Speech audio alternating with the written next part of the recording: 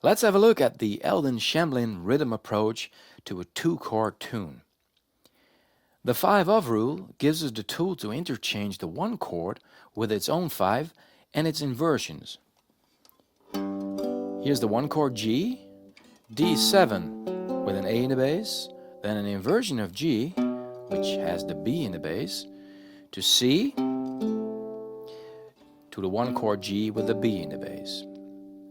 Now that C chord does not really function as a 4 chord here, although it is of course. It's just there to create movement in the bass.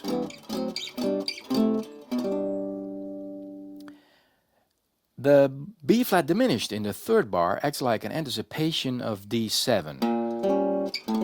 That's why some prefer to call it E flat 7 with a 5 in the bass instead of a diminished chord. I put a little Shamblin-like run after D7.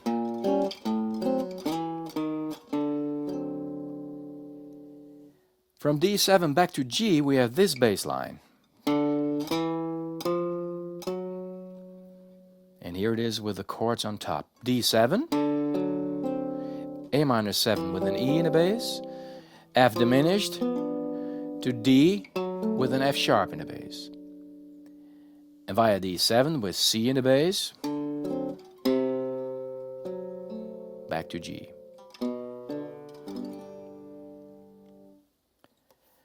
The next 8 bars start with a descending harmonized bass run. I start here in the 7th fret G, G, E minor 7, to G, the inversion with a D in the bass, then again that passing chord, that C chord, the 4 chord, to G with the B in the bass, and once again B flat diminished or E flat 7 with a B flat in the bass to D7. Let me do that again. G, E minor, G with a D, C, G, E flat or dim, to D7. Now the next chord, E7 flat 9 with a G sharp in the bass, is rather interesting. It functions as a dominant 7 for A minor.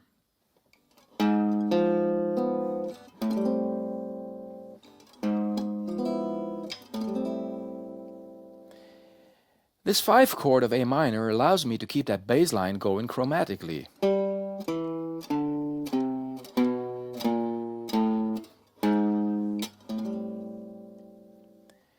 Then it's a few diatonic chords. A minor to A minor with an E, D, A minor with an E, back to D7 with a cool chromatic anticipation. F sharp augmented as a substitute for D7 to G.